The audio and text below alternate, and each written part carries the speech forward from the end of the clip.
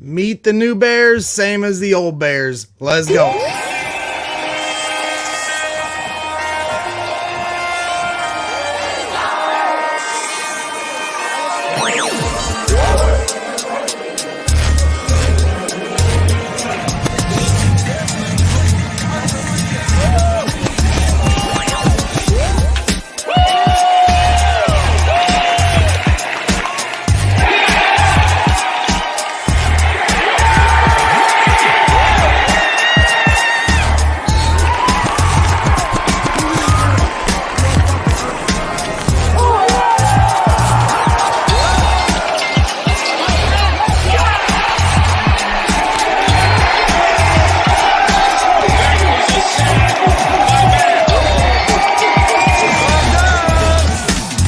With the Bears, they started this new tradition last year where they celebrate their wins the correct way. Bottle and Sylvie, ESPN 1000, don't miss it.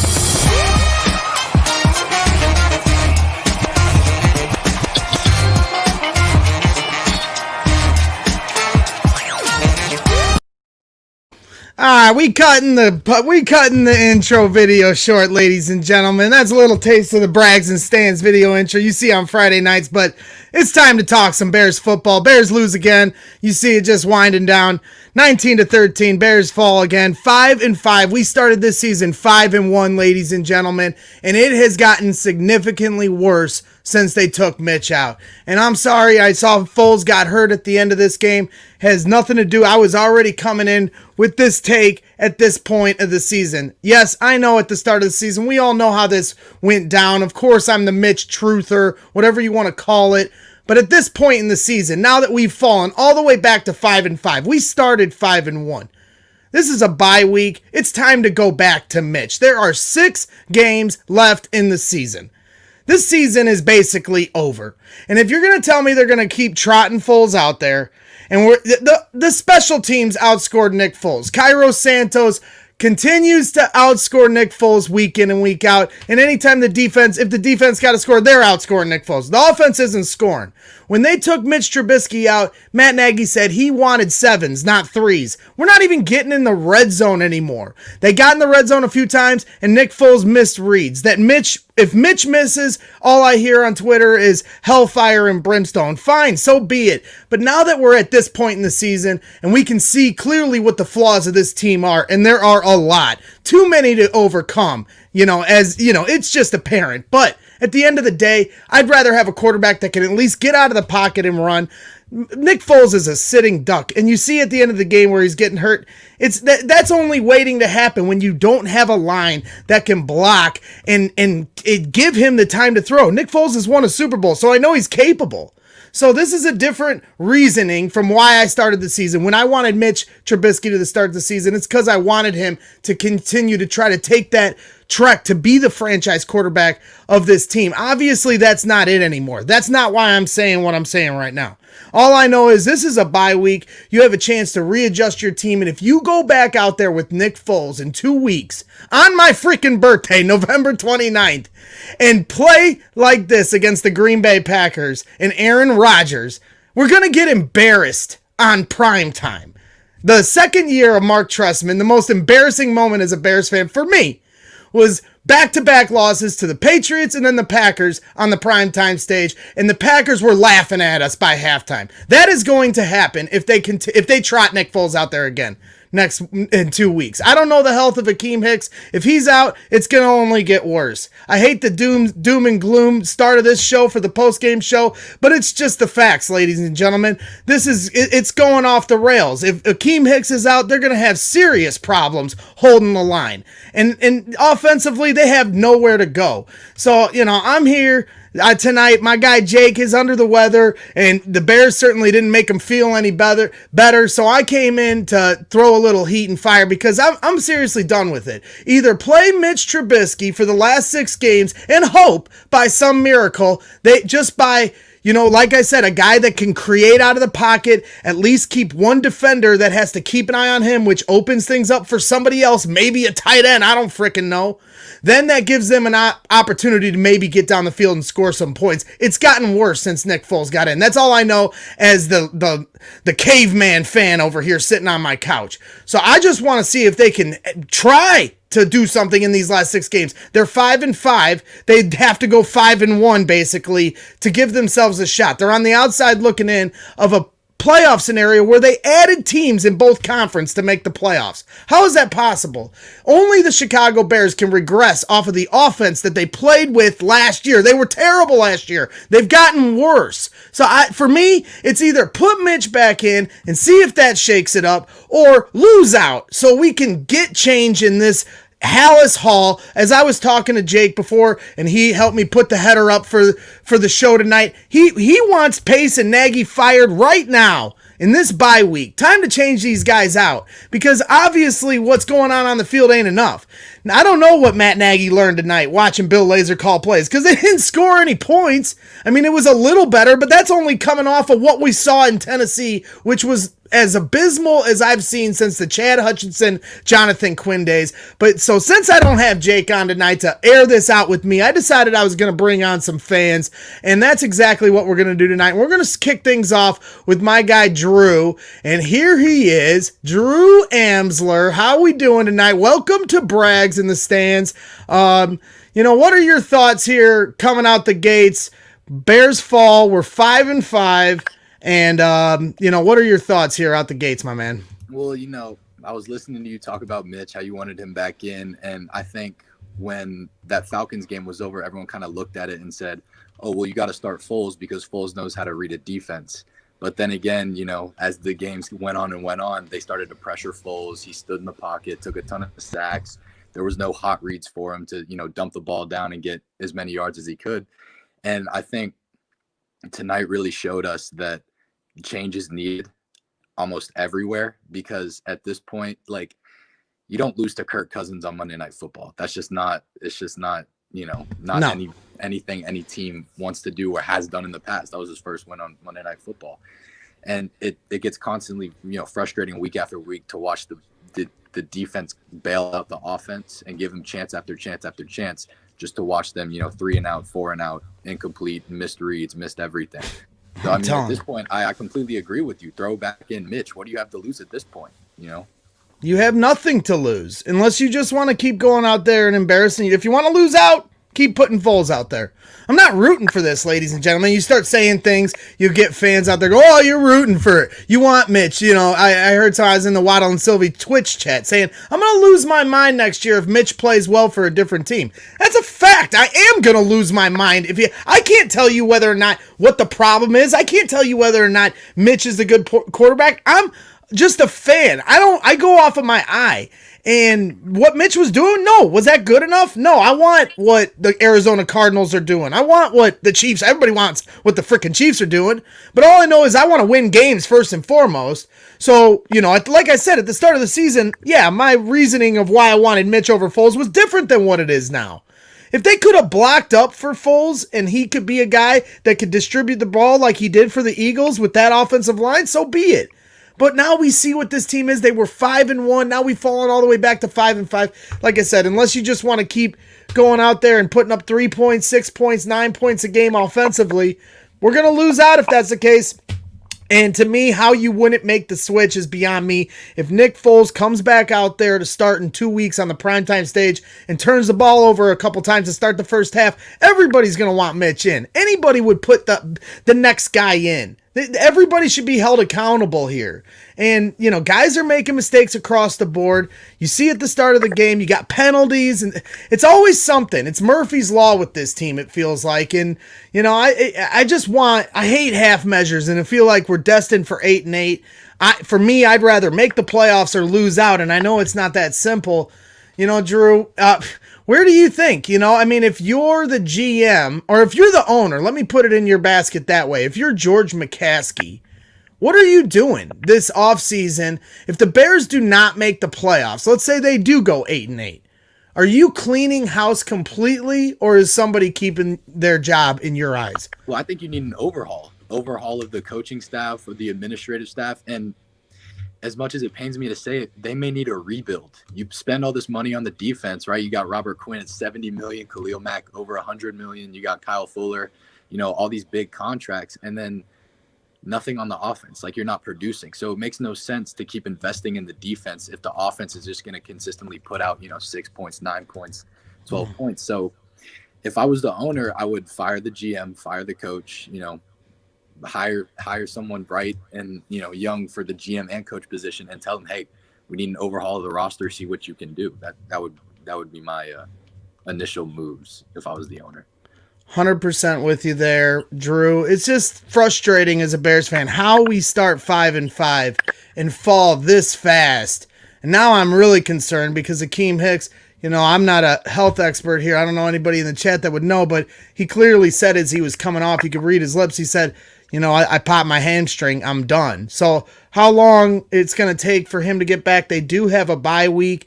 Maybe that helps, but it's just, it's making me nervous, man. It really is. And now I'm just back to the Mitch thing. And I hate doing that. I wanted Foles to work out, but now we're 5-5. So you either are wanting to solve this problem for the short term. Nobody's talking. None of these moves I'm talking about tonight are gonna win us or make us, the best franchise in football. I'm trying to win 2 weeks from now, not be embarrassed against Green Bay. Yep. That's all I'm concerned about. You can clean house at the end of the year for all I care. Like I said, either one way or the other, or else just lose out. And football teams don't play like that. So then that just puts me back to the let's put Mitch in. I know some people are just going to say that's the low-hanging fruit from the Mitch truther over here, but it's the truth. That's what I'd like to see. No one's getting fired this week. I know a lot of Bears fans would say that, but it would want that, but it's just not realistic. So, I need a guy that's going to get out of the pocket.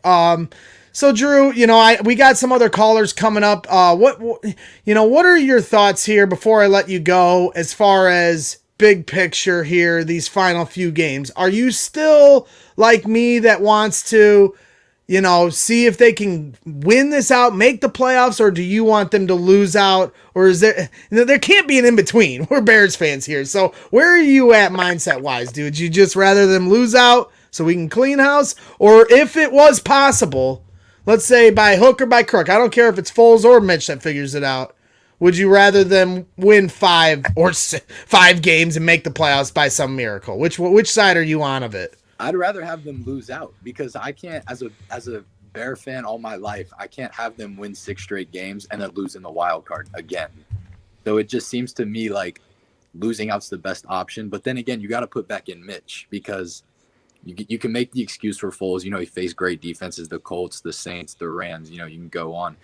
But then, you look tonight and the Vikings were ranked 28th or 29th in total defense. And then it just didn't seem like anything was really clicking. So I think if you put back Mitch, you see what you have there, and then, lose out, hopefully get a high draft pick, take one of these young quarterbacks. Yeah, I'm right there with you, Drew. And again, I appreciate you popping on. We've come across the Twitter sphere. When I came across a tweet that you liked. What I like about the new Twitter feature is the quote tweet. Yep. And you can see other people's quote tweet. And I saw you tweet something along the lines of that your grandfather played for the Bears. Mm-hmm. And it got me into this Twitter wormhole. And sometimes, like whether it's comedy or sports, I love finding a Twitter wormhole. And there I am, and I come across your Twitter, and maybe tell that story about how you have Chicago Bears lineage, coming through your blood. Yeah, so my grandpa was drafted in 1965 by the Cowboys, and he was on their practice squad for a little bit, didn't really pan out there. And then he went to the Wheeling Ironmen in some no-name football league, and then came back. George Halas actually gave him the down payment to his first house in Chicago. Wow. And, I've seen letters at his house that George Halas has handwritten, hand-signed. I've seen, VHS tapes of the 67 highlights. And I still gotta get this to you. I haven't been back to my dorm since, but in 1967, this was before they started counting sacks. There was an article that came out that showed he had 61 tackles, 21 sacks, and recorded a fumble all in 1967, basically his rookie year. That is incredible, man. What a story. You should definitely share that stuff along. We appreciate it on Bears Twitter, that kind of history. You know, my guy Jack Silverstein, he's like the ultimate Bears historian, so I knew he'd have, more information to add to it. And really cool story. I'd love to see, pictures of those written letters and things like that. That's really, really cool stuff. Really cool that the Chicago Bears are, part of your family and your lineage. And I appreciate you popping on Brags in the Stands tonight and giving me a piece of your mind. Hopefully the Bears can figure it out, but I think we're left with more questions than answers after a night like tonight, my man. Yes, sir. Thank you for having me. Oh yeah, thanks for coming. We'll catch up with you soon, Drew. Yes, sir. All right, Drew Amsler hanging out here on Brags in the Stands, and we're rocking and rolling. And don't worry, Kev, if I can multitask, because I'm all by myself here. My man Jake's under the weather, so I'm doing what I can here to hold it down here on the post-game show, and I'll send you a link, and you can pop on here. We got a few people lined up, so I'm going to try to chop through them fast because I'm the one that talks too much. So I'm going to let you guys hold the floor tonight. So we're going to kick it right next to the next guy, my guy Brigham Avery. Hopefully his internet connection is good. It's a little spotty, my man. What are you doing? Walking around the city? Why don't you get yourself settled I am, there? Brother. I'm out getting something to eat. That loss was just so abysmal. There's so many things I want to talk to you about. First and foremost, fundamentally, my man, the Bears had some momentum with the offensive line in the first half. They just really couldn't get it going. They were doing some things right, and then Minnesota, give them credit, they did what good defenses do. They adjusted. They adjusted to Patterson, and in essence, I don't know what the Bears are thinking. They're not going to Cole Kmet. They're not going to Darnell Mooney. They're not. When they air it out, it's successful. And specifically, I just wonder about the play calling. We could see it from afar. It wasn't working. I'm multitasking too, brother, crossing the street right now. But I just wonder about a lot of things. You said it, more questions than answers, certainly. And I feel like one solid thing is the defense. But there's so many fundamental things. Jackson, he doesn't try and tackle. He can't make up his mind between tackling and trying to punch the ball at. So many times I see that. Now, on offense, the fundamental, if I see, if I see Allen drop one more pass like that, there's just so many questions about this team. They cannot put it together, and I thought Laser was going to give them some momentum. They had some early, but they just couldn't maintain, for God's sakes. They had a 13-6 lead, or they had a lead after that return, and they just should have been able to take care of business at home. They needed to, and I don't know what the reality is on that, but it just does not look good. Yeah, I agree there, Brigham, and it's frustrating, and you're our Notre Dame guy. You're our in-house Notre Dame expert here. And I've just been so frustrated with this tight end situation. I thought we'd see more from Cole Kmet at this point. You saw at one point early in the game where Foles rolled out. It was third down. Yeah, it was a nice play, but what are your thoughts? We're not seeing enough from Cole Kmet. What are the reasons you'd give there? I have really no idea. I scratch my head with so much of the decision-making as far as the play calling is concerned. They aired it out. I think about the one time they aired it out with Foles against New Orleans. They got a touchdown, and they aired it out to Moody, and then they hit Robinson, I believe.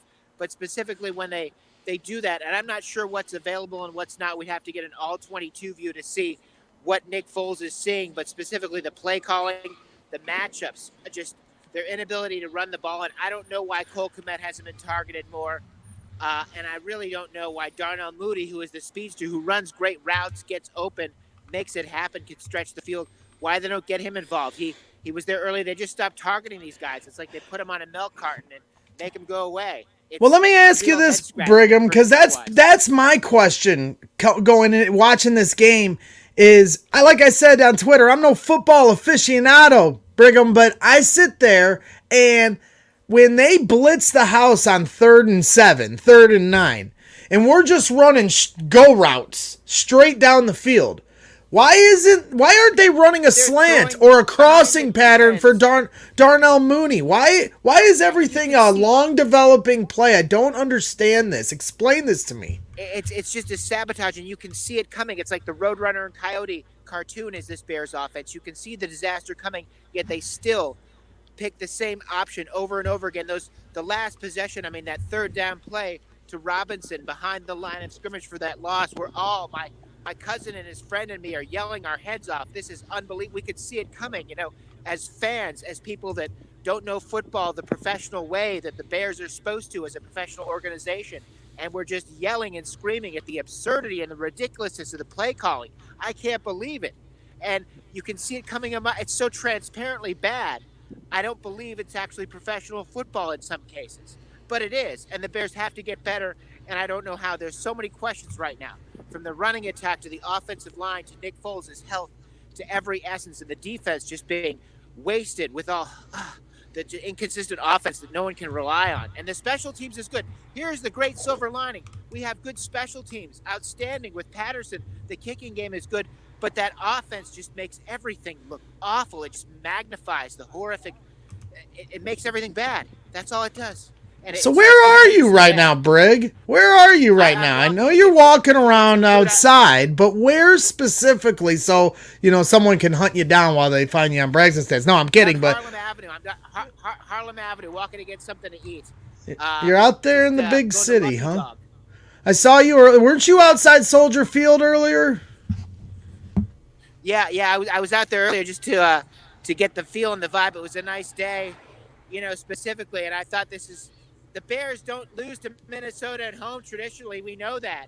And I tell you what I was going to say about Notre Dame is there was a double-edged, the leprechaun giveth, the leprechaun taketh away with the fumble from Rudolph. And then after that, the Harrison Smith interception. So Notre Dame fumbled the ball. Then a Notre Dame player, I don't think that's ever happened with one school in the history of the NFL. But that was the leprechaun Lord giveth. Well, we lost him. Our guy Brig, we lost him, unfortunately. He's walking around on Harlem Avenue out in the big city of Chicago, and unfortunately, that means sometimes you're going to lose connection. But he's popped back in, so we're going to give him his you floor. Lost me, I'm back. You lost us, sir, because you're walking around in the big city. Yeah. So, Brig, before I let you go, my man, what is your outlook for the rest of this season? Like I asked Drew, where are you at? Would you want to see them turn it around still and make the playoffs, finish 5-1, pick your quarterback of desire? Or would you rather them lose out at this point? I always like to see my team go down swinging. So I am not at the point. I am not a lottery guy. I don't want the NFL lottery. So no, I want the Bears to keep efforting. They're 5-5. They still have a fighting chance. The NFL has so much parity. We see stranger things happen year after year, and many times it can be a tale of 2 seasons in one for NFL teams. There are so many chances with this parity, and this Bears team has a lot of talent. Here's the thing. Khalil Mack, Roquan Smith, amazing talent. Eddie Jackson, talented player, but the fundamentals are missing and so many questions on offense that it just carries over. So I think they're competitive. I think they can be competitive. They just need to get their heads together and figure out what they're doing on offense, because it is bad and it is contagious. Yeah, it's real bad. So, sorry, your internet connection's running out, Brig. So I'm gonna let you split. Enjoy the rest of your night. Stay safe out in the big city, and we'll catch up with you real soon. Okay, my man? All right, Brig is out of here, and we're just, rolling along. And I appreciate my internet connection. I appreciate that, Fat Mike. I work on my internet connection. Work real hard to keep it, nice and tight for you guys. And I know Brig out there, has got tough service out on the street. So we're going to roll along. We're going to bring on our next fan in the stands that unfortunately is sequestered to our couch like the rest of us. We can no longer go to the games. But welcome, Steven, to Brags in the Stands. You reached out. You said you wanted to pop on and give your thoughts. And I'll tell you what, I know a lot of Bears fans are frustrated right now. The offense is kind of at a loss. They've tried everything. They got rid of Mitch. They brought in Foles. They got rid of Nagy's play sheet. They brought in Bill Lazor. Where are you at? Is there a way to fix this? What are your thoughts coming out the gates? Well, this year's pretty much lost now. I think we can all agree on that. I mean, Nagy giving up a play call was basically his Hail Mary, and it failed miserable tonight. I mean, Laser showed something in the first half, but we only still got 6 points. And Lord knows how bad this game would have been if Cordell Patterson hadn't returned that kickoff return. And I thought, okay, now this is going to spark the team. I thought Mac's interception late in the first half was also going to spark the team. And I'm sick and tired of offense continuing to drag defense down like we've seen so many times. Like 2012, the Bears had a 7-1 start and ended up 3-5. And that got Lovie Smith fired, if you all remember. And tonight is the night that I think we can all agree that this is a game that officially sealed Ryan Pace as a general manager. Okay? And then I think Matt Nagy is not too far behind, to be honest with you. I love Nagy. I hated his stubbornness, just like everybody else, for his lack of self-awareness and his arrogance to some fault for not being able to not only give up the play calling much sooner, but not to be able to understand what he has in terms of personnel. You can't run a Kansas City offense with what you have. Right. It's the ideal versus the reality. And Nagy, I truly believe that is a kind of a person who's somewhere stuck in the middle, can't make up his mind. And then it eventually, the push came to shove. And now the Bears are pretty much stuck in, rock in a hard places because defense is being wasted. Mm-hmm. And the offense, you're not going to get anything out of this for the rest of the year, pretty much. Right. And it will start with Ryan Pace. He's the guy who put this team together. And he's going to have to pay a huge price for this, whether it's at the end of the year or tomorrow if George feels that he's finally had enough. Because I'm reading reports that George is not happy right now. And quite frankly, who the hell should be at this point? Right. I mean, 2020, it's a shitty year with COVID and everything. And the Bears are the only thing that is actually keeping me really, really interested, or at least having some sort of a sanity in spite of all that's happened. And yet they keep disappointing us like this. And pretty much, and I get the idea that Nagy giving up a play calling is he pretty much gave up on himself. So what's the point of him keeping his job as a head coach? You can't do 2 jobs if you're not even good at one of them. So obviously that pretty much proved that, the personnel is broken. Right. But hiring Laser and, Castillo, I love Castillo hiring based on what I read, but all in all, I think Nagy was just basically scapegoating Hiestand and, Helfrich. Right.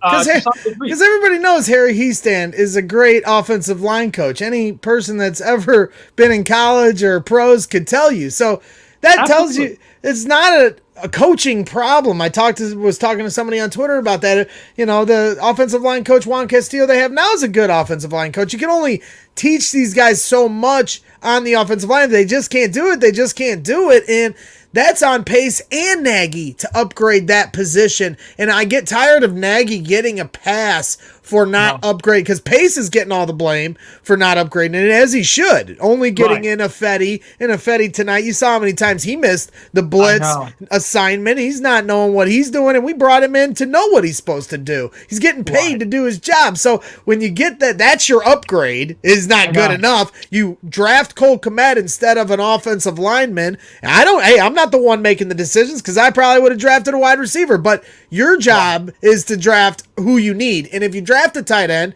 and then you don't use that tight end, that's your fault. So exactly. And going back to what you said earlier, as far as, Nagy they're trying to run plays they can't run. It 100% brings me back to what Mike Martz and Jay Cutler went through here. Oh my God. It's the same thing. They're trying to run an offense they just can't run. And you don't have the parts. You don't have the Kansas City Chiefs offense, as you said.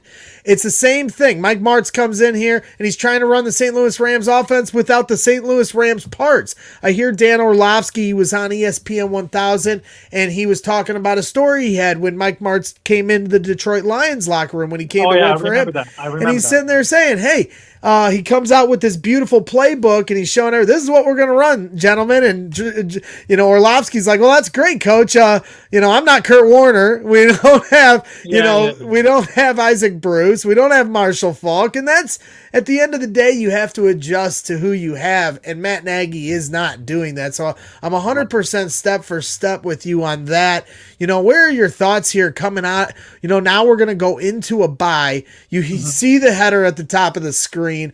Do you think that they should go back to Mitch Trubisky, or should they keep putting Foles out there and seeing if they can get better with Bill Lazor now calling the offense and try to find that comfortability that way? Which way would you go if you were the head coach?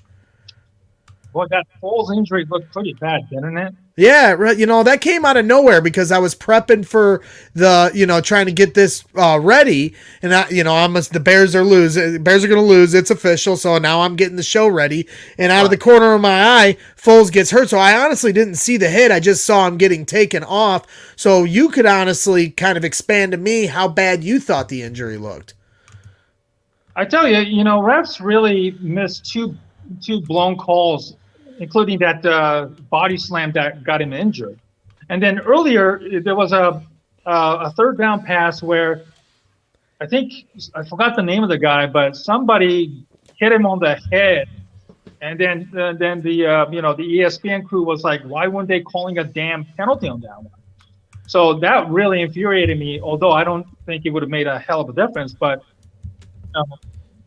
if Mitch is the next guy up, you got to put him. If Nagy's can't fathom the idea of putting him out there because it would defeats the whole purpose of bringing in the Foles. Then what is the point of having Nagy there as a head coach? Right. You got 6 games, literally. Okay, and basically you just have to do whatever you can to save your job. Okay, you took the first step last week by giving up play calling. Although I think cynics would say he probably shouldn't have in the first place, or if he should have probably given up maybe at the beginning of the season. Mm-hmm. But I think, offense, we talk so much about the offense, but, I want to get into the defense. The tackling has been so goddamn atrocious. The middle of the field is always wide open. I've called the other shows like 670 to score when I'm a regular at this time with Bob Arkish. And I've always complained about Pagano's, bend but don't break style of defense. Why is he basically giving up so many yards, especially in the middle of the field? We saw so many times that was wide open. Right. And Pagano, I think, is a victim in some ways of the offensive ineptness because the offense just can't score or correct. Maintain a prolonged drive. And I've tweeted that maybe Nagy should be fired at bye week and then put Pagano as an interim and then just ride it out for the rest of the year. Who knows what George is thinking at this point? I don't think George is ready to get rid of him just yet. I think if this goes off the rails more, it could get to that point. The same thing happened in Mark Trestman's second year, halfway through the season. As I referenced at the start of the year, one of the most embarrassing moments for me as a Bears fan was when they lost back-to-back games to the Patriots and Packers on the primetime stage. And it was like that moment where you knew it was over for that regimen. And I'm worried that this regimen is going to see that same fate 2 weeks from now on the Sunday night stage against the Green Bay Packers if they don't make the right adjustments, because they will get embarrassed. And Rodgers loves to turn that knife in your side a little, and he's going to do that to us if we don't come ready to play. And I'm very worried, now, especially with the other injuries coming down the pike, what's going to happen here. And so, I'm there with you. And it's hard. It's just frustrating because we start 5-1. You start with all this optimism, and now it's completely fallen off the rails. And I just, for me, it's as a fan, I want them to win, but I'd rather, I want the clean slate. I don't like this 8-8 2 years in a row stuff. I don't, one way or the other. I'm not a half measures type of guy, so it is worrisome. So where are you at for 2 weeks from now? If do you think Mitch would be the quarterback? I know you referenced Foles, looked like he got hurt pretty bad. Let's say for sake that Foles is healthy and fine. You going back to Mitch or you sticking with Foles? Oh, man. I don't know. To be honest, I would trot out Mitch because not Rex Grossman. But no. I think Foles is mentally shot, to be honest with you. I mean, the protection tonight wasn't too bad. No. Okay. That first interception, he had so many passes. 100%. That last fourth down, he overthrew it. It's just like, I know Miller could have reached out and caught it, but I mean, Lord knows how many times he threw the ball, floated so many times. He just looked scared. It's done so many damages, and that's quite frankly why you keep trotting guys like Ifedi, Leno, and Coward every single week without any consequences, because Ryan Pace failed to adequately address the issue, on top of compounding the issue with the quarterback, because Mitch is injured, Foles is hurt, and now you're going to have to trot out Tyler Bray if Mitch's shoulder isn't ready. Are you kidding me? This is all on Pace. He said he was going to draft a quarterback every goddamn year. Every year. Because he put all of basket on Mitch, and he was worried that drafting another quarterback would destroy Mitch's confidence or or Pace's reputation as a talented evaluator, which is utterly ridiculous. I mean, Pace is so good defense. He's put together a fine defense. I'm not going to lie to you. He's done some good things. But it's the offense. And George has to know that this is an offensive league now. And if you're tired of this team, embarrassing themselves on a national television like you did tonight, where you can't even get a goddamn first down the majority of the bowl game, unless somebody commits a foul or something, then you got to look at everything, including Ted. Okay? I know Ted is probably entrenched, and people are pretty much giving up on him ever leaving the organization unless he dies or something, with all due respect. But at some point, George, you got to look at yourself in a goddamn mirror. You're a CEO. You're chairman of the organization. What are you doing? Do you have to consult your mom every single time for every little small stuff, big stuff that impact this team? You put your big boy pants, for crying out loud. You are the man. You're at the top of the food chain. It all starts with you. You got to take a good look at yourself in a mirror, and COVID or no COVID, something has to change. Yep. I'm 100% with you, Steven. It's been frustrating to say the least. And I think we just all want answers for Bears fans, which way it's going to go, one way or the other. And we're kind of stuck in the middle once again at 5-5, destined for 8-8, just like last season. And that is not good enough. And I hope George McCaskey is paying attention. And I know he is. And maybe it will take a couple embarrassing beatdowns against Green Bay to take what many Bears fans want. But, I think it's up to them to decide it on the field. It's just, at some point, you only have so many holes you can plug up on a sinking ship, and you plug one and water comes shooting out the other, as I said, and this is the Titanic. So you can keep moving around the chairs on the deck, but the ship is gonna sink. But final thoughts before we let you jet. I appreciate you coming on here, Braggs in the stands. We're doing a little fan show because we miss my co-host Jake. He always keeps me in line and makes sure I don't ramble. So why don't you give final thoughts to all the Bears fans watching as far as where you think this Bears team is going and what you'd like to see? Well, we're not going anywhere. We're 5-5 pretty much. 8-8 is just basically a mediocre hell. Any sports, any organization, if you're like 500 and no trajectory of going up, you're not going anywhere. Pretty much at this point, maybe 6-10 is probably all we can hope for at this point. Even if they finish 8-8, there's no way anybody's coming back. Pace is gone.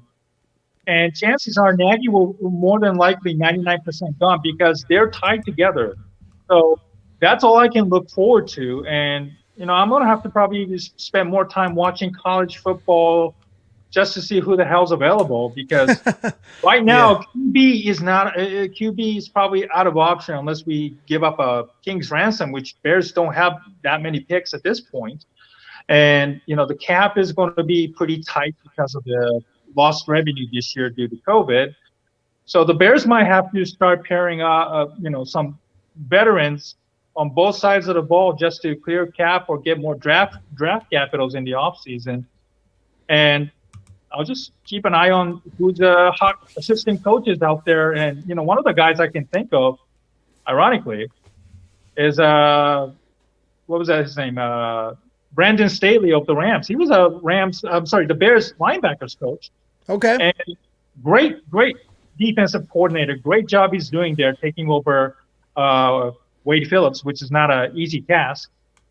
And as long as you can bring in a great offensive mind to run the offense, and then you build up the O line. No more Leno, no more Massey, no more Coward, Ifedi. Just clean slate, start everything, build up the offensive line, and then figure out what to do with A-Rob, and tag him, trade him, get Juju Smith-Schuster into free agency or Chris Godwin from Tampa, whatever. You're going to have some new faces in 2021, and we better deal with it because there are some guys on this team who will probably be playing their last games with the Bears, unfortunately. Right. Look back at 2020 and say what could have been, and this is the reality that we're all living in right now, unfortunately. Sure. Well, again, Steven, really appreciate you coming on and sharing your insight.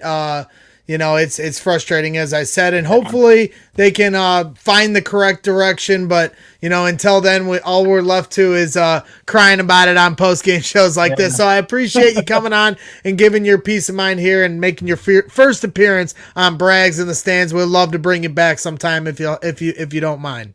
Oh, I love it. I appreciate it. I love to be, more, proactive and, put myself out there, as a Sure.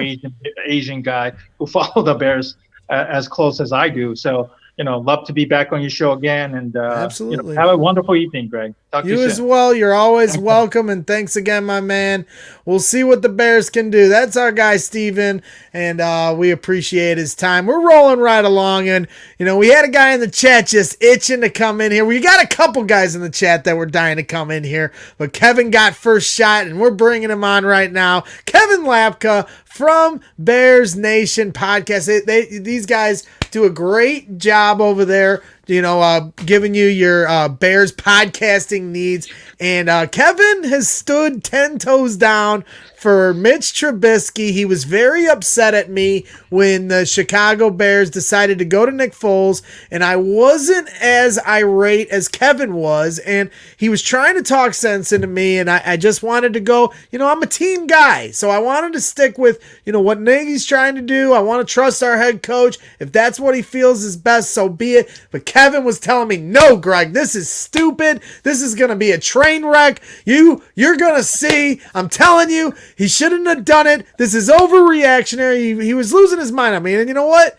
Here we are. We started 5-1, and now it's 5-5. And I have to say, Kevin, and that's why I had to bring you on tonight. What are your thoughts now that we're at this point? And as I feel like I know what they're going to be. I'm going to give you the floor, my friend, to give your proper rant, because I do got to give you credit. You did hit the nail on the head. This has gotten significantly worse. So the floor is yours, my friend. Hey, I told you, don't let that guard down about Mitch. I know you let that guard down. I was in the DMs talking to you, and you're like, I'm going to give it up. I'm all in on Foles. And hey, when Foles was the starter, I root for the Bears just the same. But I knew in the back of my mind that this was a different team. And you've seen that. They're 2-5 under Foles, and they're 3-0 under Mitch Trubisky. You can look at all the metrics and all the stats that you want. What's the one stat you look at the end of the day, right? It's the record. And I think that's really important. But, man, I mean, this is what I've been getting killed, man. I've been killed for weeks Oh, Mitch, you're the Mitch guy, and Mitch is gone, and Mitch sucks. And me and you both, we've been getting killed by everybody, whether it's Abdallah, whether it's Bleck, whether it's any of those guys who we both had. We on get our the shows. name call. They call us truthers. They call us everything else. We've been saying for 2 years that the offensive line is garbage. They don't know how to call plays behind it. They don't know how to run the ball. They have a non-existent tight end room. But everybody wants them to look like the Chiefs, who have all-pro wide receivers, all-pro tight ends, all-pro offensive line, a head coach that has made his chops in this league for decades. We got a guy that has a Denny's menu, and it has little slogans on it, and then he staples them up on his war room wall at night, and then he obsesses over them. That's what we have, and they want us to be the Chiefs, and I don't understand how that's possible. Well, that's where Nagy is. There's a live look right now at Nagy trying to understand just what the hell is going on, Kevin. That's great. The Denny's menu thing, that is hilarious. That never gets old. But let me tell you, I mean, we're sitting here on the show talking about, pace fired, Nagy fired. Well, let me tell you, I mean, I would go as far as to say is this not the perfect storybook ending for Mitch Trubisky? Let's say he comes back, goes 5-1. I think it's unrealistic to say they'll go 6-0. Goes 5-1. They drop one of the Packers. They have people teams for the rest of the way. They got the third easiest remaining strength of schedule among all teams in the NFL. How perfect of a storybook ending is it if Mitch Trubisky comes back after everything he's been through, after the way the fans have treated him, the way the organization has treated him, comes back, leads you to the playoffs, and even if you don't win the damn Super Bowl, to even get there based off of where they at, is that not the perfect ending? Because that sounds like he has the opportunity to write the end of his book.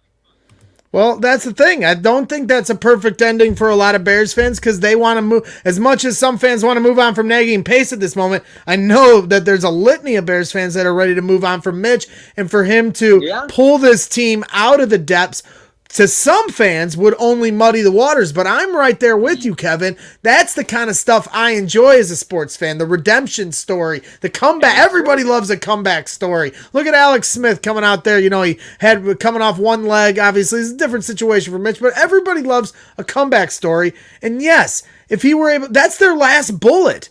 They've used all their bullets. They tried Foles. They tried the play calling.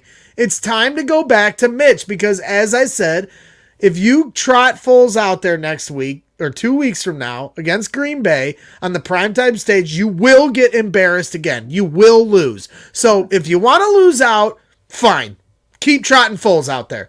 If you want to see if something else can work, put Mitch in. And that's where I'm at because at that point, then maybe they could get a little better offensively, maybe score a few more points because Mitch was through, there was touchdowns being had. Again, they were playing, maybe some lesser opponents early in the season, teams shaking off the COVID rust. You could come up with all the excuses in the world, but at the end of the day, they were scoring touchdowns and there was even some drop touchdowns within those games. So that's not excuse. It's just the truth. So, Foles has been exponentially worse. I concede that to you now, Kevin. I see it now. He's a sitting duck. This offensive line can't hold enough time for him to make the proper throws. They need a quarterback that can get out of the pocket and make some plays. If not, go ahead and lose out for all I care. But put Mitch in or I want you to lose out. That's where I'm at as a Bears fan. Oh, absolutely. I absolutely agree. And listen, Braggs, people can go all day about who was the better quarterback the first 2 weeks. And the stats show that Mitch was better. And people are going to debate that all day. Let me tell you what it comes down to.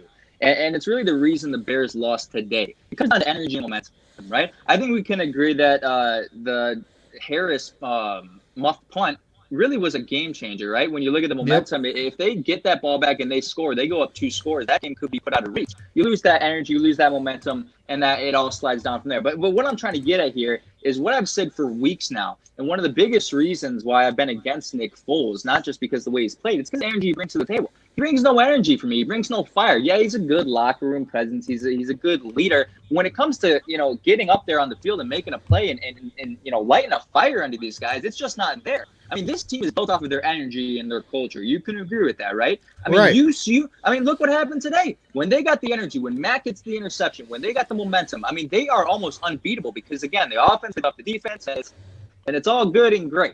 once you lose that momentum and once you don't get that energy, first that energy comes from the head coach, second it comes from the quarterback. When you don't get that energy, it's hard to sustain that throughout a whole game. It's hard to get anything going. And Foles just doesn't provide any energy. You look at what Mitch can do. He can make plays. He brings something to the table that, everyone clowns him of that gif where after he scores against the Lions and he goes, he gets all, look, as much as I hate Kirk Cousins, what he did at the end of the game, getting all amped up. I mean, don't you want to see that from your quarterback one time? 100%. I hate Kirk Cousins, but that fire, that's what I want to see. That's what I No, want to see. you're 100% right when it comes to that. They fed off Mitch. There was a lot of people saying the players were done with Mitch. I disagree. You could put him in right now. They'd still have his back. And you're right. Nick Foles, I don't know. To me, the energy also just comes off of when he makes a play. Yeah.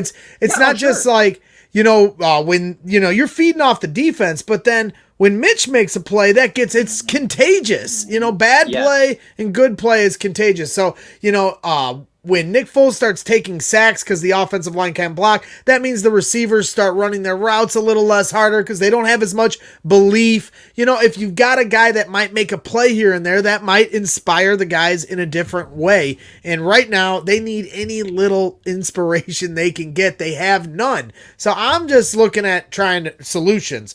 If you're a Bears fan and you're not interested in solutions, then just go ahead and put Foles back out there. See how that's going to go 2 weeks from now. I'm not rooting for it, but I'll admit they look better than they did a week ago in Nashville, but that's an extremely low bar, Kevin. That offense was as bad as I've seen since Jonathan Quinn, Jimmy Clausen, or Chad Hutchinson, or whatever terrible quarterback that's played for the Bears you want to name, and they put Foles back out there the next week, and here he is again. He's had plenty of opportunities here. I understand Mitch had 3 years. Foles has been here 3 games. That's what people used to say, but I want to win 2 weeks from now. That's all I'm worried about. So I'm not saying bring in Mitch because he's the savior and we're going to sign him to a 10-year deal. I'm saying let's try to see if something else is going to make a difference here because Nick Foles, a statue sitting duck, and now the whole injury, comes into play. I don't know what kind of situation he has, and we didn't get a chance to hear what Matt Nagy said in the press conference tonight. But, I need a quarterback that can get out of the pocket. What are you thinking there? Yeah, well, I'll tell you, I was watching the press conference while I was waiting here in the room, and what he said was, he said when he got down and he evaluated Foles, he said Foles is in a lot of pain. He didn't have any official update on what the injury was. He said, I think Adam Hogue asked about, is Mitch going to be the starter? And he said, well, Mitch is still day-to-day, and they're going to evaluate that. But I really don't see a scenario where Foles is going to be the starter simply because of the injury. That looked like a tough injury. Again, prayers up to him. You never want to see a player like that go down. No, absolutely not. And that, honestly, it really deflated me, if I'm being honest. That moment did deflate me anytime you see a guy like that go down. So I do think Mitch will be the starter. But look, here's the thing, Greggs. Like I said, I'm a Bears fan. Everyone's a Bears fan. As much as you want the team to tear it down and be better for the future, I can't help but still want to win now. I'm not the guy who's gonna, I'll never say the words tank. That is not the way I run. I think even the Bears fans that say they want to tank, as the Bears are playing, in the back of their head, they're still hoping that the play works out in the Bears fashion. You can be the most ultimate pessimist, but at the end of the day, your heartstrings still get tugged. And so I'm with you there. I still want to see it get turned around, but it's about the realistic way of that happening. And to me, it was the same issue I had when they kept trotting Mike Glennon out there. And I understand Nick Foles is much better than Mike Glennon, but when you keep putting him out there, I can't envision, I'm as optimistic a fan as you can get, and I can drum up all sorts of ways to come up with reasons why the Bears are going to win every week, but at some point you leave me no options. And if you're telling me Nick Foles is going to be the quarterback in 2 weeks, I will pick them to lose again because I have no hope for what they're trying to do here. At least with Mitch, I understand he makes a lot of mistakes, but at least with him, he gives me some hope in some different areas. That's just where I'm at. Call me a truther, call me a meatball, but that's why we're here tonight, because I'm here to say it. It's time to put Mitch in. Listen, Brax, we're both truthers. I get if you want to call us that. We're both truthers. But listen, I mean, I'm pretty sure about at least 80% of the fan base here thinks the same way we're thinking. They all want Mitch in. They understand what's going on here. They just want something new. They want somebody who make them play. They want somebody who can get out of the pocket, somebody exciting. No statue in the back. That's what they want. So all Bears fans are on board with us here. We're not alone anymore, Brags. I mean, I think everyone's all in on this whole at least bring Mitch back, regardless of how you feel about how they're going to end the season, whether they lose out or win out. I think they all want Mitch back. Now, one more thing here before I head out of here. I know I'm taking up time. No, you're good, boss man. I just, for me, I've been kind of slowing my roll on David Montgomery and who he is as a player. Okay, he's a great, running back as far as breaking tackles and downhill and stuff. But this is 2020. You need speed as a running back. And I never really, the past weeks, I formulated this opinion that David Montgomery really isn't a number one back. And I don't think that's a crazy opinion. But what I'm trying to say here is the offensive evaluation of running backs here is really disturbing. I mean, I'm watching this game here in the third quarter, fourth quarter, and I'm thinking, why the hell is Ryan Nostel on the field? I mean, Artavis Pierce gets in there for one play, gets 6 yards. I'm like, holy crap, there's some burst, there's some speed, there's some explosion. Hell, did they even give Lamar Miller a carry? He was on the field. He got some reception. I don't think they gave him one carry, maybe one. And I mean, what are we doing here? I mean, it's the player evaluation that I think is really concerning to look at when you talk about Nagy. But when it comes to the running backs, I mean, you got two guys with explosiveness, you got two guys with speed. You know what these guys can do, and yet you're still trying out Ryan on the most critical moments of the game. It makes no sense to me. I want to know your thoughts on that. Situational football always gets away from this coaching staff in the moments where they need a play. The defense always gets the best of our offensive coaching staff. So I don't know if you're blaming it on Nagy or Laser tonight, but it's the same mistake over and over. They can't move the chess piece properly ever. And it's always, whether it's a 3rd and long and they're running go routes instead of a crossing route or vice versa or on running plays. Last week they run the 4th and 1 to start the game and David Montgomery gets stuffed on a long developing little sweep play or whatever you want to call it with two running backs in the backfield. They'll have 3rd and 1s where they run it to the short side of the field on a jet sweep with Cordero Patterson. They'll do it again even though it fails the time before. So they just don't seem to understand what Bears Twitter understands. I put up a silly poll last week about who should call the plays, and Bears Twitter won running away because we're all sitting there going, why is Lamar Miller not in there? Why do we have to ask that question? For weeks we're like, why is Cole Kmet not in there over Jimmy Graham? Either give us the answer or put him out there, because if you're just going to come up there and say, well, we need to get Cole Kmet more involved, and I have no doubt that he probably said tonight, well, we got to find a way to get Lamar Miller more involved. Well, then do it. You got the dang Denny's menu in your hand. Do it. So they just don't, man. I don't understand why. I've had a lot of hope for them for a long time. 2018 was one of the most fun years I've ever had as a fan of any team I root for in Chicago. And the wheels have completely fallen off. Not completely. We literally are on one wheel. We're about to go off the road. That last wheel is wobbling, and we're playing the Packers 2 weeks, and it's getting ready to break, and we're going to fall off the cliff and die. That's literally what's going to happen. We're hanging on one wheel, but there's a serviceman coming to replace the wheel, and his name's Mitch Trubisky. Right? Let me tell you. And did you see what Allen Robinson's agent tweeted tonight? You see, he had a few tweets. Yeah, I saw him. He had a few tweets, and I've talked to Allen Robinson's agent before. But let me tell you, if I'm Allen Robinson, I'm also thinking, well, I want Mitch back. I mean, Allen Robinson got far more opportunities, especially in the red zone when Mitch Trubisky was the quarterback. You don't see those opportunities now. It's not that simple, man. It's not that hard. You know what you do? You throw the ball to your best player. You give the ball to your best player. It's simple. A kindergartner could tell you that. You're in the red zone. What do? You don't, get all cute. You throw the ball to Allen Robinson. It's right. Not that difficult. So I think he's a guy too.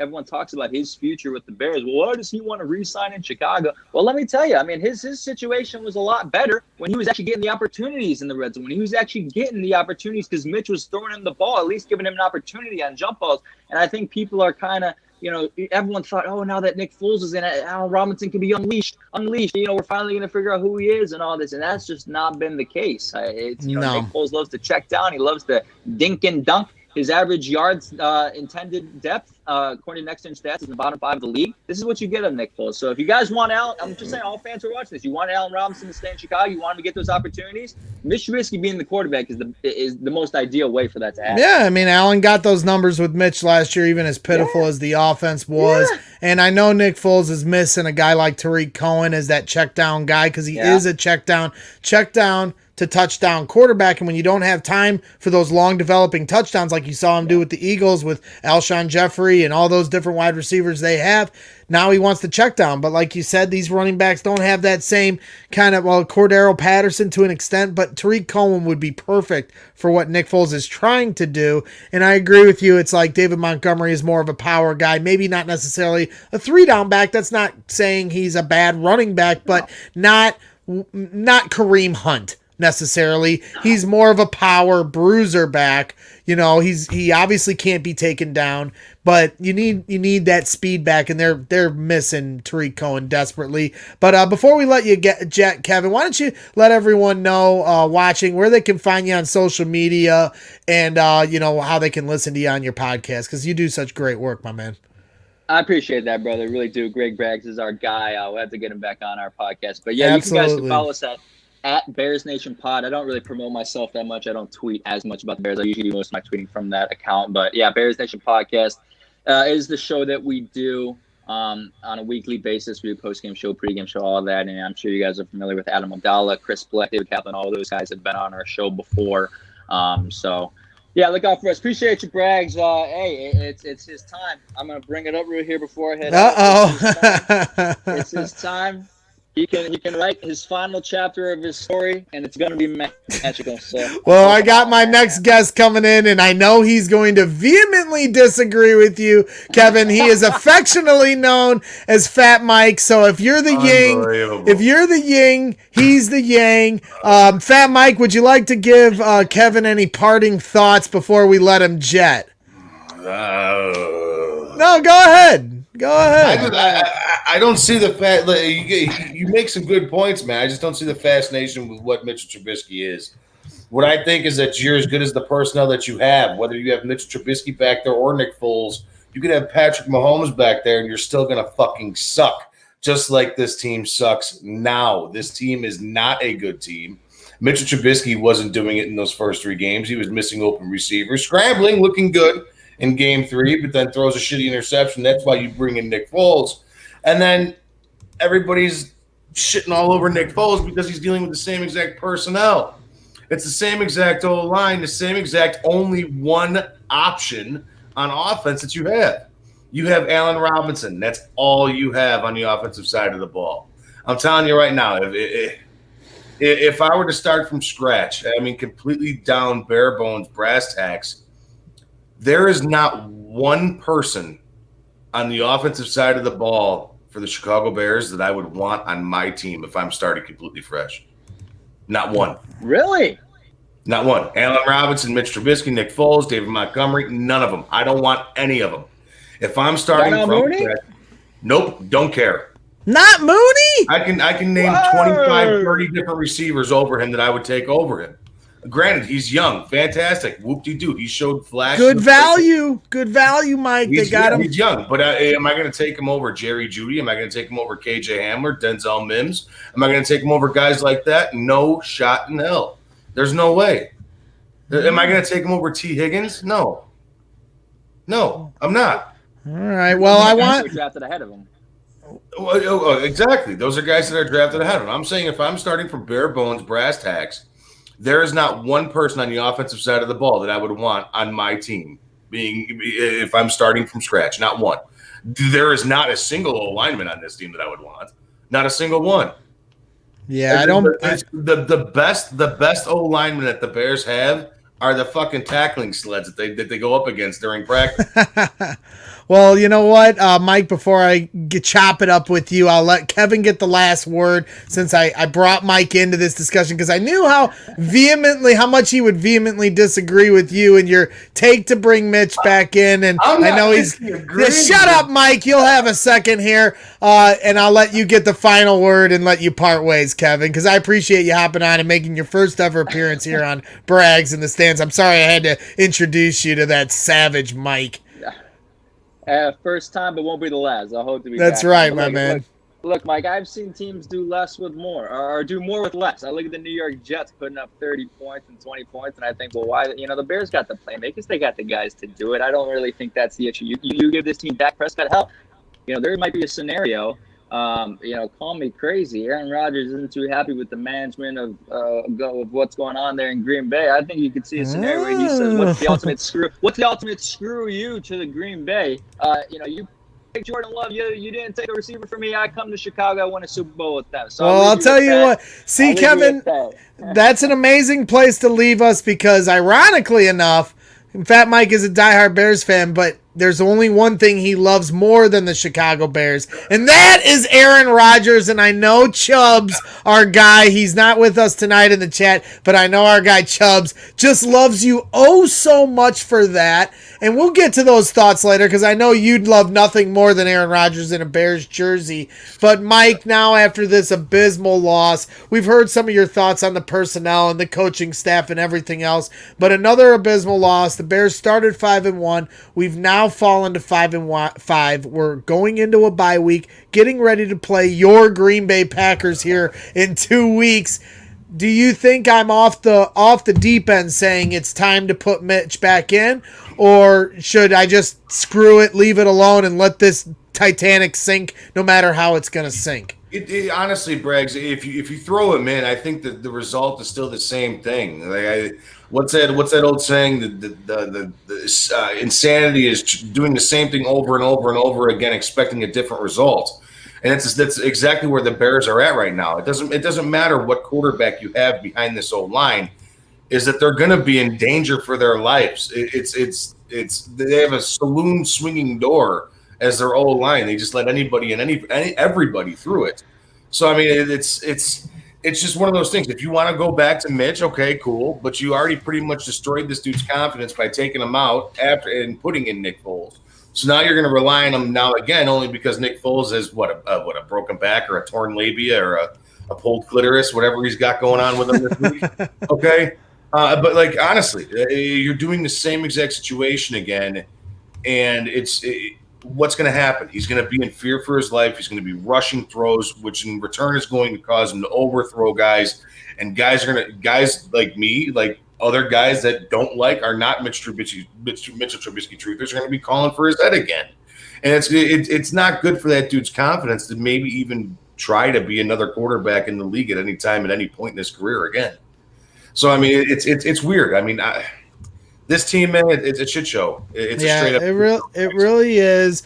We went from our only problem seemed to be the kicker to now that's our only thing that we have to hang our hat on. Yeah, I mean, Cairo, we went from Eddie Money to, Cairo, Right. So I don't know, man. It's frustrating to say the least.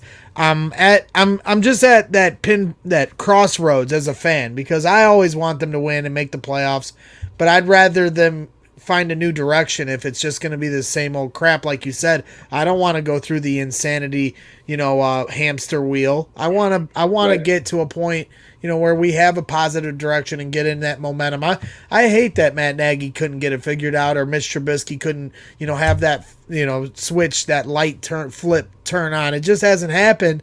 And, I agree, it is, the definition of insanity to expect it. But to me, to just put Foles back out there 2 weeks from now, let's just say if he was healthy, right? Because I don't know what his injury is. I didn't even see the hit. I just saw him laying on the ground by the time I turned my head. Pretty good. He got slammed down pretty good. So I don't know what it is, if it's serious or not. But let's just say he was healthy.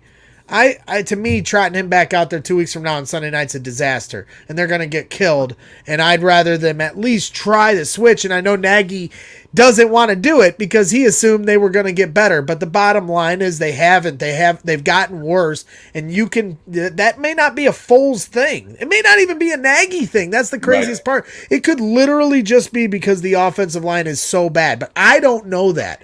I'm not a football guy, so I can't guarantee that if you brought in 5 all-pros that Nagy would be able to run his offense. I'm assuming you could, because that would only stand to reason, because then these guys that are getting through the floodgates wouldn't be getting there. But I can't guarantee it. My biggest fear is that we get rid of Nagy and Trubisky and they both end up on different teams doing well. I will die. I literally will die. And we're already seeing that. Adam Shaheen is playing well for the Miami Dolphins right now. Adam freaking Shaheen. So anything is possible here, guys. And everybody, it's not all on Mitch, big head Adam Levine. I don't, it isn't. And it's not all on Foles. And I don't know. I'm assuming it's on Nagy, but I tend to blame the offensive line when I watch this nightmare, and that's what's been going on for the last 2 years. We both know from Phil Atoshin telling us and showing us in his tape breakdowns.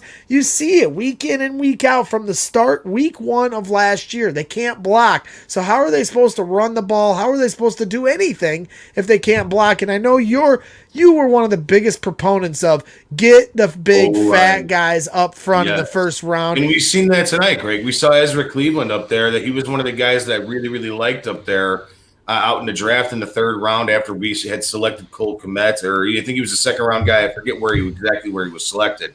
But I really wanted Lloyd Cushenberry, who's now the center for the Denver Broncos, who's having a nice year. And I really wanted Ezra Cleveland, who's now playing, right guard now up there? He was a tackle guard in college for Boise State. But I mean, he was one of those guys that he's big. It's almost impossible to move him. You saw him match up against Akeem Hicks a couple of times tonight. The times that I seen him go against Akeem Hicks tonight, he did his job.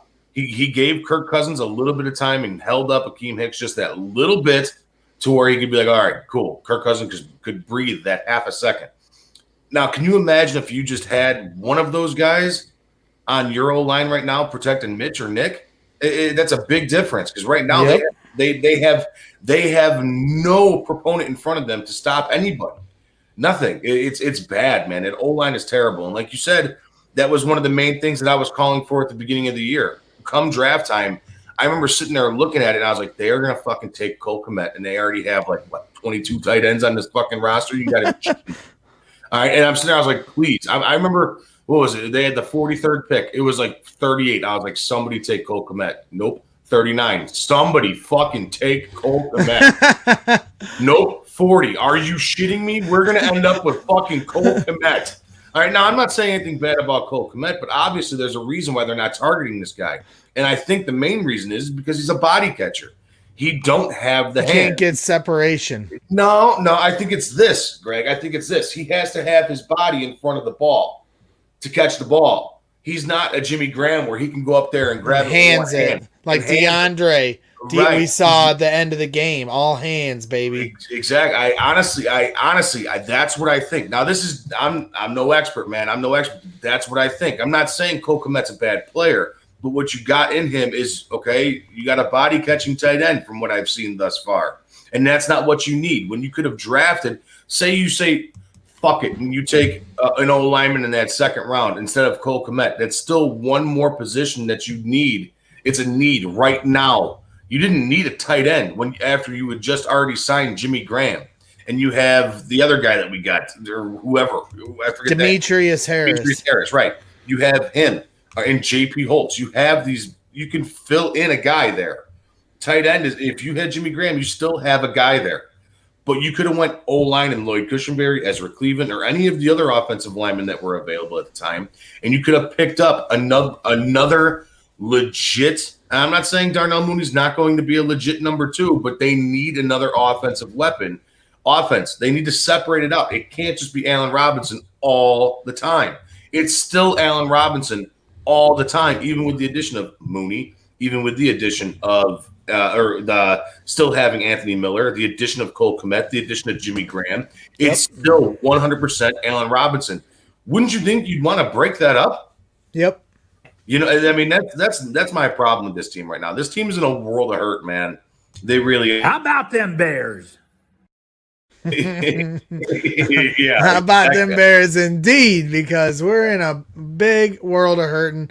I completely agree with you. It's frustrating, man. It's a because shit show, man. It really is. And where are you at as far as I have a feeling I know what the answer is, but I want to ask it nonetheless. Let's say the Bears fall short of the playoffs, because losing out means everyone gets fired. But losing out is probably not a reality. Let's say they miss the playoffs. Right. If they miss the playoffs, everybody's gone. All right.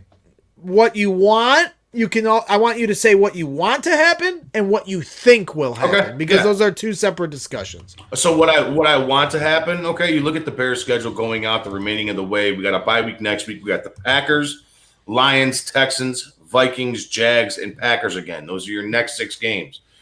I only see them legitimately winning maybe 1 or 2 of those games, which will put them at 7-9, a 6-10, 7-9 team, which is where I called them at the beginning of the year was a 7-9 team. I thought they'd be lucky to win 5 games because they didn't fix the O-line, but I knew that the defense was good enough to at least get you 6 or 7, and that's exactly what it's shown thus far. What I want to happen. I want to see him beat Green Bay. I want to see him beat the Lions. I want to see him win out, but it's going to happen. It's not going to happen. I don't want to see him lose out either. I would like to see them only win 1 more game the rest of the year. And then if that's the case, in my opinion, what I would do, what I want to see happen is have them get rid of Ryan Pace and get rid of Coach Nagy and Matt Nagy, but that's not going to happen. What I think will happen is that the Bears will still win maybe 1, possibly 2 more games the rest of the year. They may even surprise you and knock off the Houston Texans, who suck, knock off the Jaguars, who suck, but they're just as bad all around. Those games are going to be shit show games. So what I think is going to happen, they'll win 1, 2, possibly 3 more games, maybe at best become an 8-8 team, and they will keep on to both Pace and Nagy.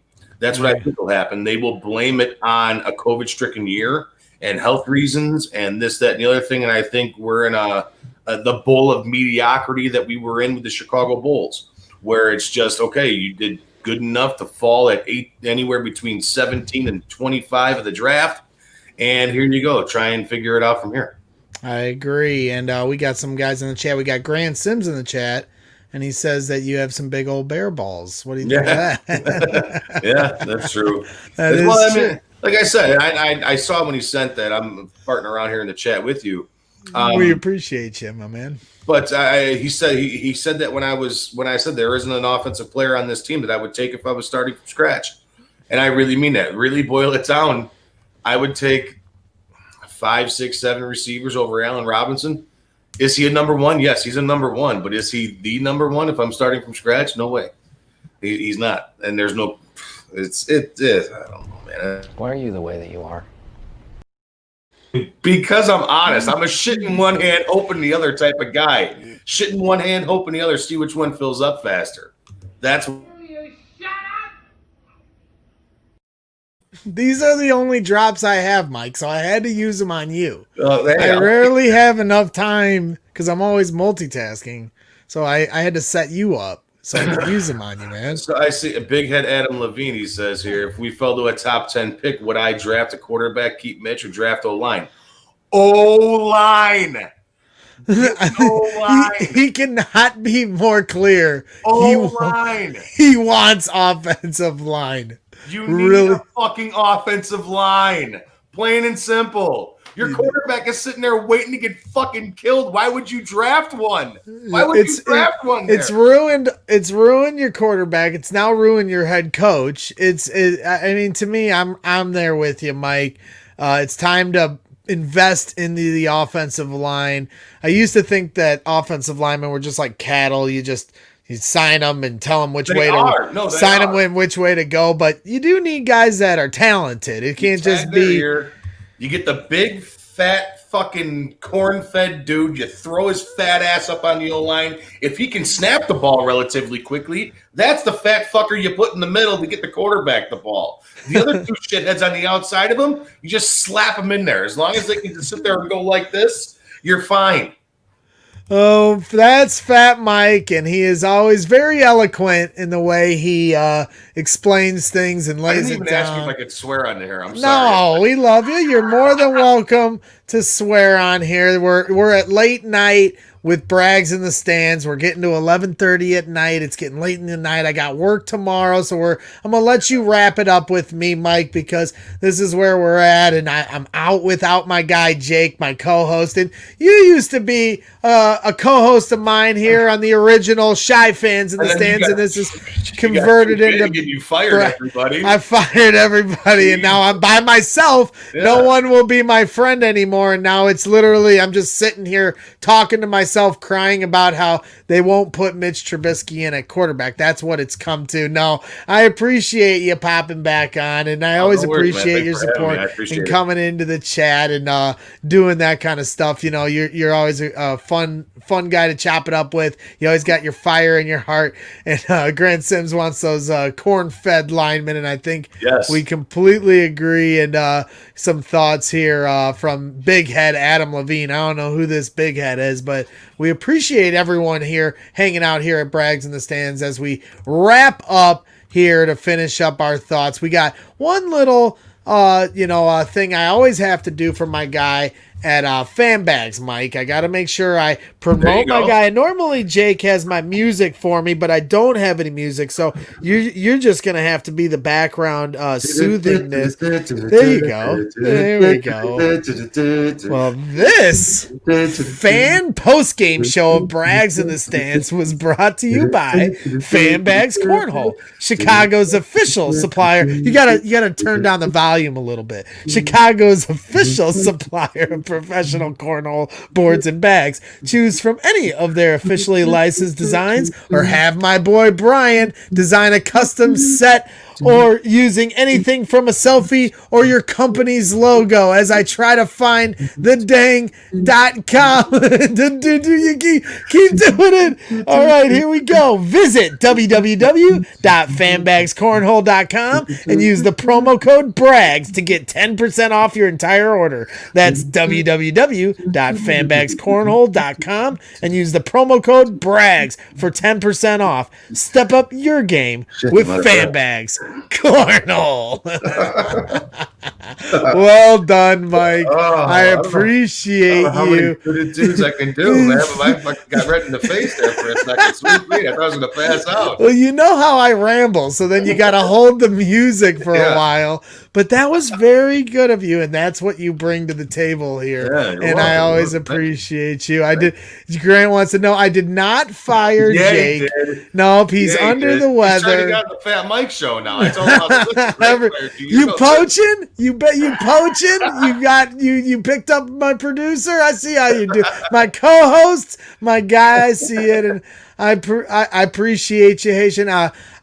Can Fat Mike block? That's what Haitian kid in the chat wants to know. Can you block, my man? Oh yeah, I can play left tackle, starting guard, wherever you need me to play. What would you prefer? Are you left tackle or are you Guard. in the guard? You need to be in the guard because guards got to swing out and move a little bit, Mike. I'm not as big. Well, you got to be fast to be a tackle too to get those guys off. Okay. Edge rushers are quick guys, man. Oh, yeah, that's true. Those tackles are the guys just that bull rush. They're not going to go around you too much. I'd play guard because I'm fat and lazy. So.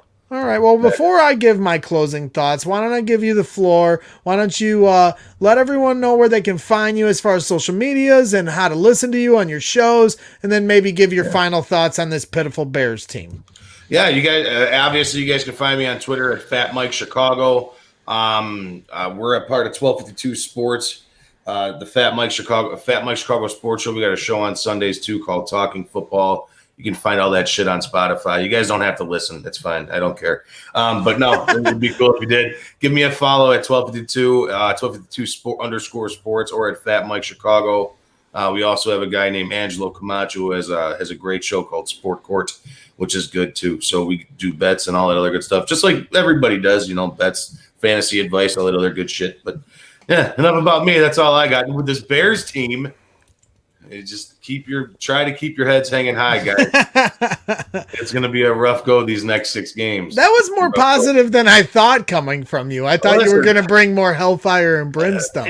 Well, I mean, it is what it is, man. If you're expecting Like Waddle said the other day, he's like, you could have poop in a bag or poop in a Tupperware bowl. It's still poop. You know what I mean? So That's right. that's where we're at. Well, Mike is definitely a road grader, and you're a good man, and I appreciate you coming on tonight. Your first appearance on Brags in the Stands. How about that? You're the man. I actually, when we had you on the Fat Mike show, a couple months back with JJ, we had you on with JJ that night. You did a quick little shout out for me. You are now in the intro of the Fat Mike song, my friend. What? How? Yeah. Really? Because I figured out how to work a fucking computer since then, and I can do some stuff now. Dang, I'm gonna have to check that out, Mike. I appreciate it. Thanks for listening, dickhead. It's been in there for 2 months. Well, I got the little one. It's hard. Yeah. I got a lot. It's a lot to do. It's a lot going on. But I definitely will try to check that out as fast as I can, and I'm very humbled by that. And one thing before we go, because Jake told me, he goes, make sure you try to sell some Foles Royce shirts. There you go. Mike, why haven't you gotten your Foles Royce shirt yet? Same reason you didn't get your Fat Mike hoodie yet. We're both broke. It's Christmas time. Yeah, make sure you get your Foles. Make sure they're flying off the shelf, the Foles Royce shirts for Christmas. Make sure you get. I like that blue one. Hey, you like the blue one with the bear on top? These are all designs by my co-host and producer Jake, very talented graphic designer. The guy you just fired? Yeah, the guy just fired. But I still have our shirts on stock, and you can get the teespring.com at the bottom. And there's our one good shirt. We got the Cash Mooney right. And then Extend AR, of course, they're not going to extend him. Nope. But these are some of the shirts you can get. And then we got the Brags in the Stands hoodie. I got mine. I was wearing it at the game last week in Nashville, Tennessee. So there's some shameless plugs here before we wrap up. Brags in the Stands. And again, appreciate everyone in the chat coming in and hanging out, enhancing the show by giving your opinion, interacting in the chat. Really appreciate it. Really humbled by it. Can't thank you enough. The Bears don't have it figured out. It's only getting worse. I want Mitch in. That's my final closing statement. I'll let me put it on the solo shot, because if I had to give a closing statement for this team, for me personally, I've seen enough. It was 5-5. It was 5-1. And now it's 5-5. I've been willing to be patient. Nick Foles has had plenty of opportunity to take this team to the next level, as it was promised, not by fans, but by this head coach, Matt Nagy, when he benched Mitch Trubisky in week 3 after making a mistake in the third quarter of, at a point where you're 2-0. Yes, you're coming down 2-1. They probably lose that game to Atlanta with Mitch Trubisky in, but you bench him after his first legitimate mistake, and you say it's because your offense can be better. You say it's because you want 7s and not 3s. And now you have Nick Foles in, and you've won a miracle game against the Falcons, a miracle game against the Buccaneers, and then you handled the Panthers game, but I'm not going to say that was some offensive juggernaut. That was handled by the defense. And then everything else, you've pissed down your leg. You've barely gotten to your side of the field, let alone the red zone. You no longer get field goals. You get goose eggs, and your special teams is outscoring your offense. Your defense outscores your offense. You embarrass yourself week to week. Now you're on the primetime stage embarrassing yourself. 2 weeks from now, you're on the primetime stage against your vaunted rival, Aaron Rodgers, who's ready to stick that knife in your side and twist it. Please put Mitch Trubisky in and give this team a chance to win. If not, go ahead, trot Nick Foles out there. You'll lose again, and the Bears are heading for, a 5-11 season and losing out. And then, hey, if that's what Bears fans want, because they want to have change, so be it. But I'm just telling you what I'd like to see in the immediate future. Call me a meatball, call me a truther, call me whatever you want, but that's what I want. And I know that Grant Sims and a few other people want those guys in, but I know my guy Fat Mike does not. So I'm sorry, Fat Mike. What's the thing? Kissing titties, missing tutties. That's a good shirt. Yeah, that's true. We're striving for greatness, and unfortunately, we're not quite there. We're at the bottom of the mountain, scratching and clawing, and that's it. That's it for tonight. And it is not a joke Keitner.